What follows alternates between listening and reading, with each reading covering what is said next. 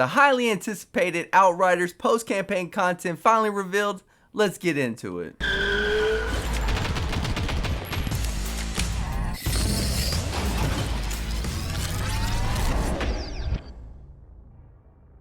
Hey yo, welcome all to IGYC's Games, the gamer channel that brings you a variety of entertainment and content. But here, before I kick things off, I appreciate the love by y'all sharing and hitting those icons that need the click. And with that said, check out the social media where I post daily and keep in touch with the followers. Now let go.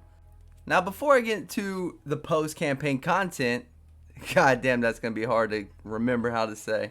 I always want to say in-game content. But before we get to post-campaign content, let's cover a couple of things that's worth mentioning just in case you're not aware of.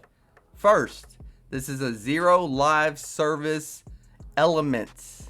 That's quote, zero live service elements, which means this game is delivered when you purchase it that first time. That's it. It's a full, complete game. There will not be additional DLCs down the line that you're going to be paying for. It is a full, complete game with campaign and post-campaign content. Secondly, this game is also going to be fully cross-platform. It will be cross-platform at release with PC, I think, which is Steam, and Xbox, both, whatever the current one is in the Series X, and then PlayStation 4 and 5. Now for Stadia, it'll be later on down 2021. Alright? And of course, if you're wondering, there will be zero PvP in this game. We'll have to deal with it. Now let's get into the post-campaign content, aka PCCs. PCCs, PCIs. My bad. Army terms. Army acronyms. Here we go. The new post-campaign mode is called Expeditions. Now, this is the only mode we're getting post-campaign. I don't know how I feel about this initially, but when you look into it deeper, it does seem to hold a lot of playable time. It looks like it could be a bitch. It could be quite a grind. Like I said, I don't know if it will hold us back and keep us on the grind forever, but as I said, with the details, it does seem like it'll take a while to get this game all the way completed. 6 months, I'd say a half a year kind of game, maybe even further. We'll wait and find out on that. So the expeditions are mysterious points of interest across Enoch, which is the planet we're on. Also with it, they mention no recycled content from campaign, which is great. Unlike TD2 when you just run the fucking mission over and over. It's like, give us some story. Which, by the way, this will, as you progress through the expeditions, the storyline progresses. There's additional storyline. So, technically, you beat the campaign, but the story's not over. You got to go beat those expeditions. They also mentioned this is big, handcrafted, new levels with challenges / mechanics. So, a lot of teamwork is going to be required here. And this is where the 3 or 4 different classes, although we get to run 3 Outriders at a time in our squad, unfortunately there's 4 classes but 3. They said the balancing just wouldn't work if they had 4 man squads. Now as you start the expeditions, you'll be level capped from the campaign at level 30. Your character level cap for the campaign is 30, and the level cap with the expedition and the total end game will be level 50. That's where we cap out with this game. And here comes the biggie. Not only are there expeditions and you just have to beat them, there's also the challenge tier system that they have. And generally, it is the faster you run, the better the rewards. So you want to get that top tier within that expedition, that location, 1 of 15. The higher you get, better loot. Now, once you unlocked the next expedition, because all 15 locations will not be available with the expeditions, you have to beat 1 location. It unlocks to number 2.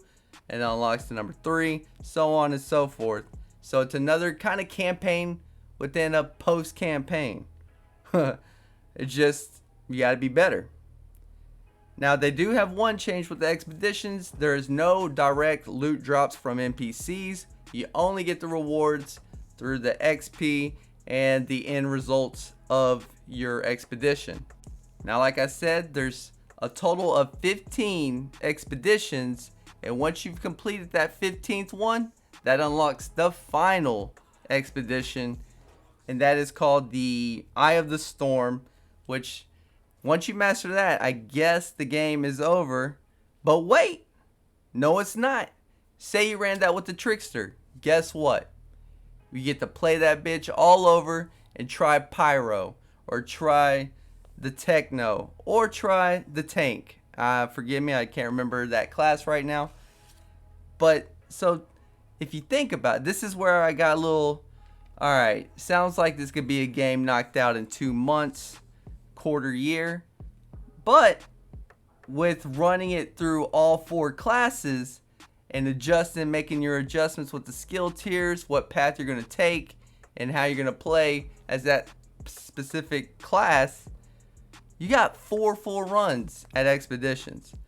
Now that's where the post-campaign gaming can take a lot of time, and we get at least, I don't know, I would say half a year to a year, depending on how much you play.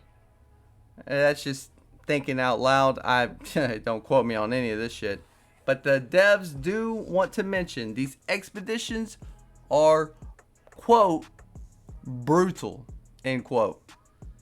Now, of course we want a challenge, so obviously I would hope it would be brutal, or we would fly through the game in a fucking month.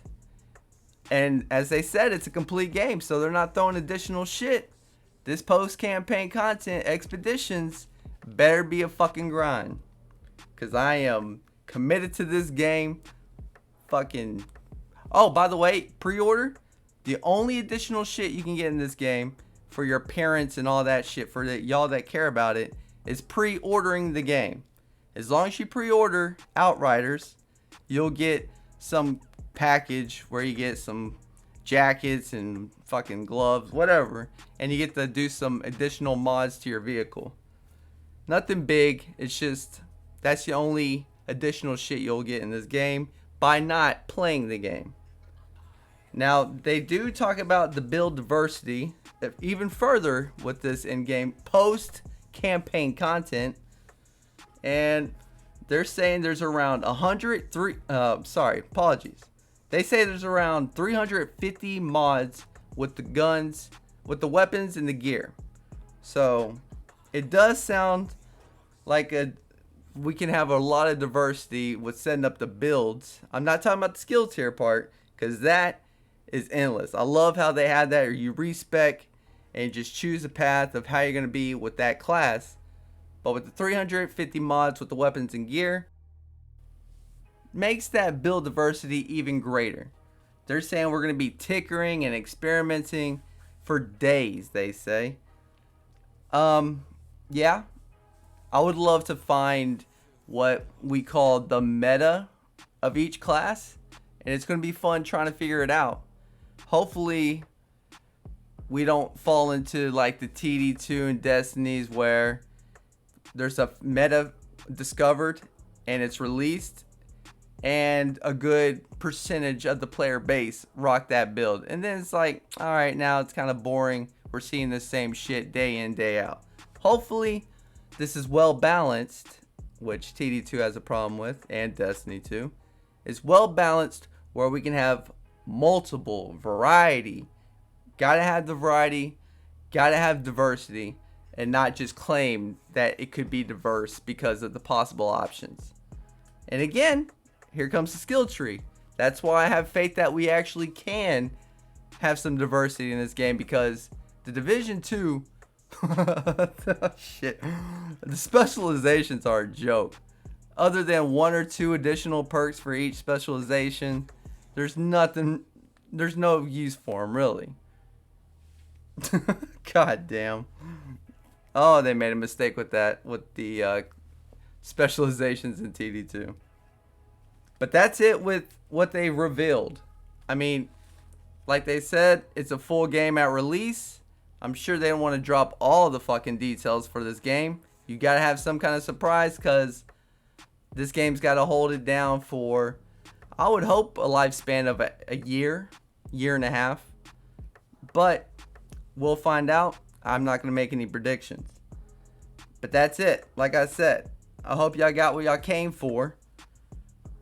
No proper outro as of yet. Maybe another day. Fuck me. I hope you got what you came for. I hope you learned something. And I'll be seeing y'all February 2nd, 2021. Take it easy, Outriders. And as always, I say, peace.